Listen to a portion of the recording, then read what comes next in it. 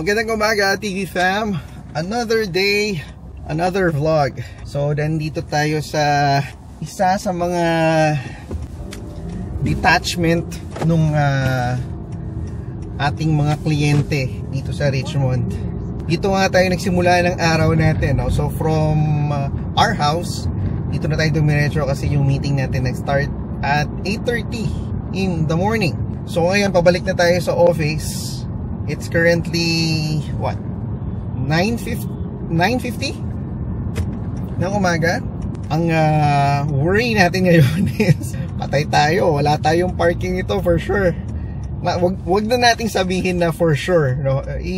Malay mo, 'di ba? Swertihin tayo, meron nang umalis para mag-lunch ng maaga. Tignan natin kung makakakuha tayo ng parking. Kaya naisipan ko habang bumabiyahe tayo papunta sa ating opisina, makapagkwentuhan muna tayo na sa ganun hindi naman masayang yung oras natin. Nakita nyo ba yung vlog ni Rice Velasquez? Grabe, sobrang hindi mo talaga alam kung kailan ka mamalasin, kailan ka maaaksidente. Kaya kailangan talaga doble ingat. Teka, parang sisilaw kayo sa araw yan. Kailangan talaga doble ingat, triple ingat. Kalain mo yun, pauwi ka na lang ng bahay, magpapark ka na lang mismo sa bahay mo. Kalain mo babanggain ka pa, no? Ang kagandahan na lang nito is maayos yung kalagayan ni Rice, no? Dre Rice. At hindi naman siya nasaktan. Problema nga lang dun is yung sasakyan niya mukhang parang total wreck. Kasi yung gulong sa likod tumabingi yung axle eh. So medyo malaki-laki yung cost para ma-rebuild yung ganong klaseng damage. May yung frame din nung sasakyan medyo parang natabingi dahil nga sa lakas ng impact. So yan lang, ano? Lalo na pagka nagsusnow, talagang kailangan talaga sobrang maingat ka. Tingin ka sa harap, kaliwa, kanan, pati sa likod mo kung meron kang rubaragasang sasakyan, di ba? Yun lang, naisip ko lang na ma-mention ko dahil nung nakita ko ngayong vlog, nakakatakot mapunta sa ganong aksidente, ha. Lalo na't malaman mo na sasakyan na bumunggo sa'yo galing sa likod, malakas ang pagkakabunggo. Talagang kakabog ang dibdib mo sa ganon. Yung iba pa nga, normally pagka nababangga sa likuran, nagkakaroon ng ang tinatawag nila doon is whiplash, no? Yung sa leeg, kasi parang nabibigla, nagkakaroon ng strain. So yung iba nagne-neck brace para nang sa ganun ma-alleviate yung pain, kasi nga any movement after nung ganong klaseng accident masakit, no? Para lang magamot yung ganon, nilalagyan yun usually na neck brace. So it's a good thing na ayos lang si Dre Rice. Hindi naman siya nasaktan or anything. Yun na nga lang yung siguro magandang pasalamatan doon. So talagang napakadelikado pag nagmamaneho ng may yelo. Talagang doble, triple ingat ang kailangan mong gawin. Anyway, maiba tayong topic, no? Nakita nyo naman yung mga vlogs na nire-release natin. Medyo some of them are political in nature, no? Hindi ang yung mga informasyon na yon na nire-release naman natin is sariling pagkakaintindi, no? Based on my own understanding and based on applicability nung mga news sa buhay. Kasi hindi ko naman sinasabi yon as a third party, na babanggit ko yon at nagiging concerned lang naman tayo doon dahil naninirahan tayo sa Canada at dapat yung mga news na ganon dapat natin talagang tinitake into account sa mga future decisions na gagawin natin. Kasi pag hindi mo tinake account, parang yung risk mo nandoon. What if na lang kung halimbawa man, no, knock on wood, bumili ka ng bahay, tapos pag bumili mo ng bahay, papunta ka sa ganung sitwasyon na it's either mamumove ka or matatanggal ka sa trabaho. Mahirap man isipin, pero yung mga bagay na yon dapat talagang pag-isipan. Well, anyway, yun naman sentimiento lang naman natin, no? It's our own opinion. I know, bawat isa naman sa atin, may kanya-kanya tayong opinion. At welcome na welcome yung mga opinion yung yan dito sa channel natin, no? So, feel free to comment. Hindi naman natin din-discourage yung ating manunood na hindi mag-comment. Actually, mag-comment nga kayo dyan para nang sa ganon, karoon tayo ng pag-uusap. Ang main goal natin actually, apart from providing information, is magkaroon tayo ng parang conversation in a sense, no? Ma-voice out nyo yung opinion nyo sa mga nangyayari, habang bino-voice out ko din yung opinion ko sa mga nangyayari at kung paano ba yan nakaka-apekto sa buhay namin dito sa Canada. So yun lang, wala naman tayong hindi natin dinediscourage yung mga comments na either hindi sumasang-ayon sa impormasyon na binibigay natin. Sabi ko nga, as a matter of fact, welcome pa natin yan, no? So mag-usap tayo. Ito naman hindi natin sinasabing mali ka, mali ako, no? Ito ay kanya-kanya talagang opinion at hindi naman talaga lahat iisa ang opinion, no? Isipin nyo na lang, wala tayong narating pag isa lang yung opinion natin. Talagang iba-iba yan at granted na yan. Balik tayo sa usapang property, no? Kasi nga doon yung property namin hanggang ngayon binibenta pa rin namin. Actually, meron akong ilalabas na vlog tungkol sa mga nangyayari tungkol sa real estate ng Canada, and hopefully, mapanood nyo yung vlog na yon. Hindi ko alam kung marirelease ko yon after this vlog, pero I think isa yan sa mga parang magiging challenge, no, sa nakikita-kita natin nang hindi naman natin ang tawag dito, pinapangunahan yung vlog, no. Yung topic kasi revolves around ongoing real estate, ano ba yung nangyayari sa mga rental properties either sa Ontario or dito sa Vancouver. Ano ba yung mga nakikitang pagbabago, ano ba yung mga nakikita nilang challenges, at ano pa yung mangyayari na tingin nyo in the future. So yan yung mga hopefully katanungan na mabibigyan natin ng kasagutan doon sa vlog na i-release natin.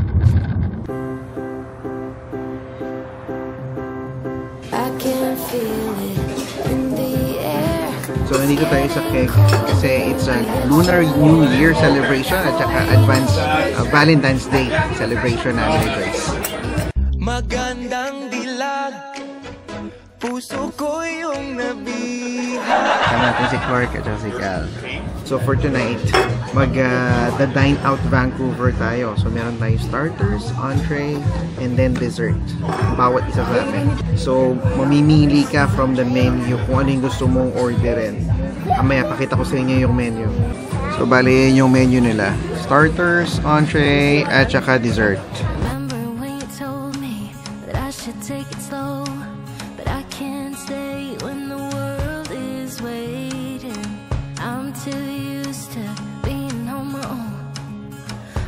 Will break, but I have to chase it.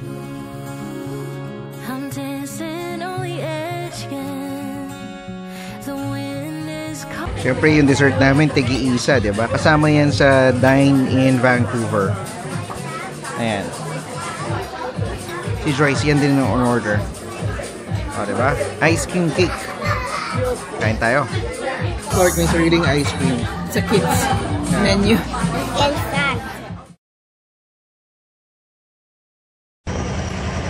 So itong ganap sa aming building.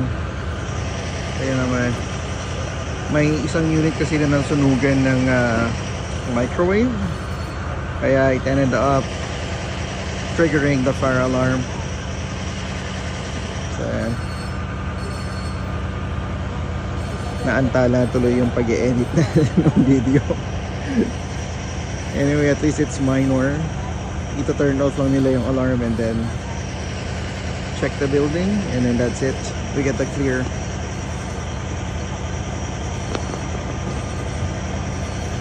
And first responders Good evening, TV fam. So kanina nga nakita nyo, nagkaroon ng fire alarm sa building namin. So kailangan namin bumaba. So isa pala yun sa mga downside mo bang makukonsider yun? Yung pag nag-fire alarm ng ganun, kailangan mong bumaba ng building. Depende kung anong floor ka nakatira.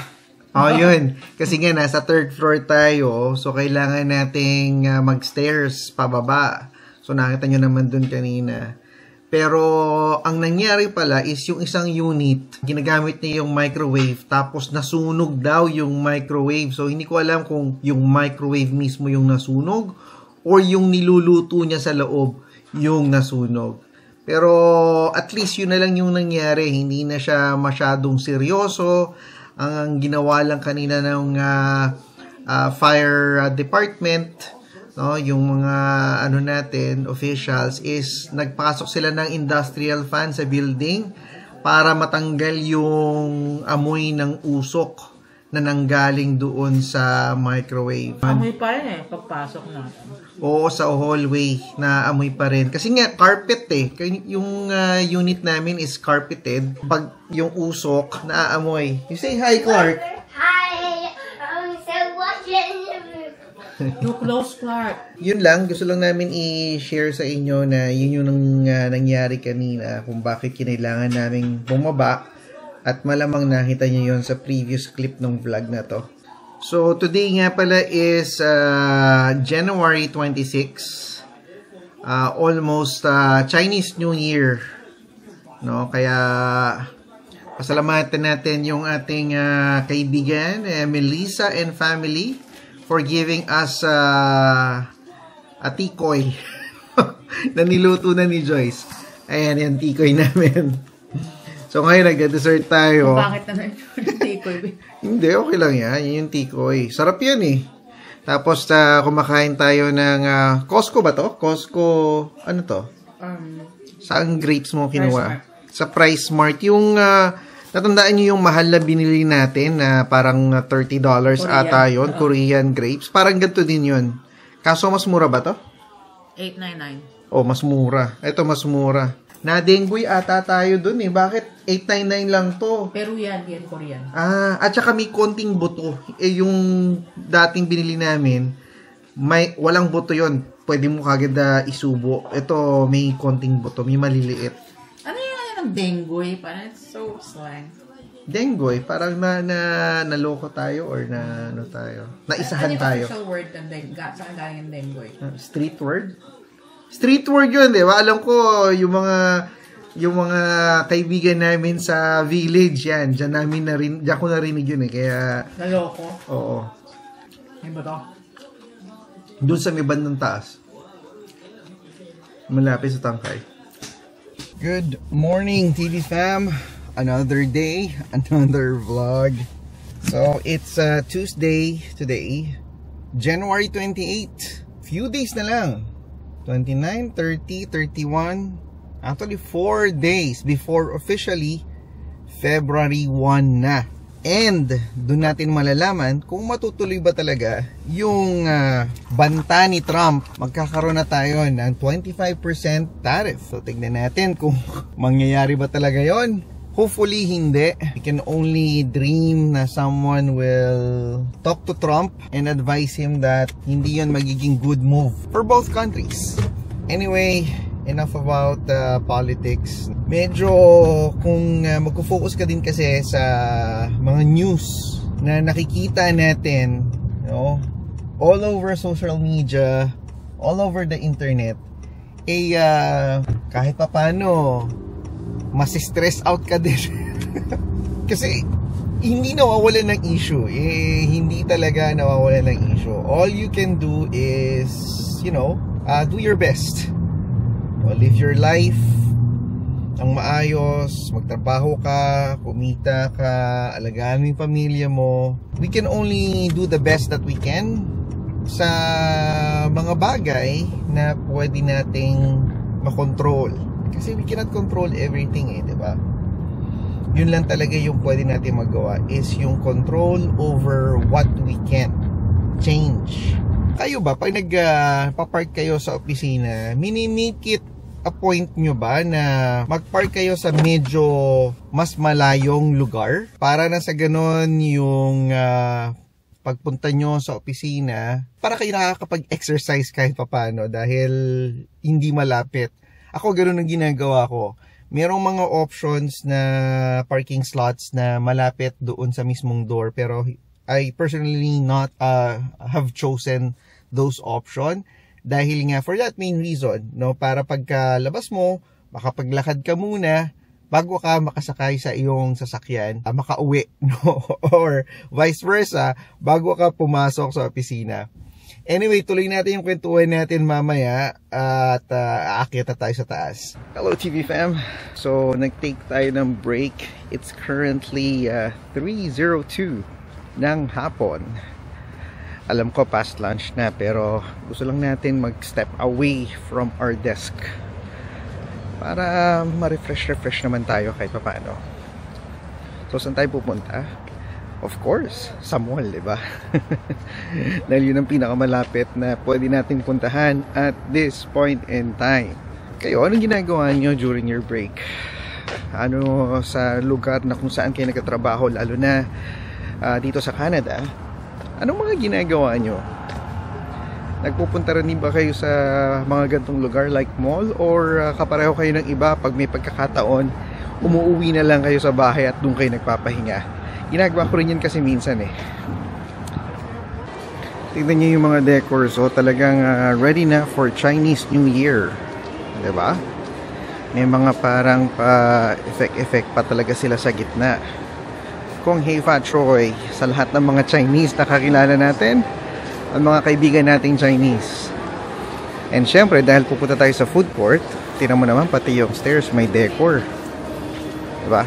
Yun nga lang ang downside, sira kasi yung escalator. Ayun, nakita tayo sa taas. Yun ang kagandahan dito pagka late kang pumupunta sa food court, wala nang masyadong tao. Ayan, so mag-iikot tayo, tingnan natin kung dapat pang kumain na tayo. Alam ko dapat mas late pa eh, pero parang gusto kong mag-break at i-break na ang ating fasting. Total, almost 3:30 na naman eh. So, hanap tayo kung meron tayong makakain dito. So, essentially, kumain tayo sa Bubble Waffle. Bubble Waffle. Bubble Waffle. Kumain tayo ng fried squid on rice, and then may kasama siyang lemon water. Nag-rice na tayo ng maaga-aga. Bali, itong kinain kong to, this is 16 bucks.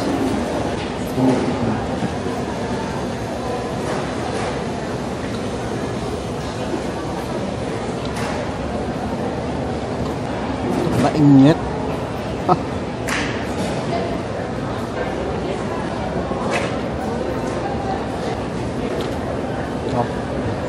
So, tapos na nga tayo kumain.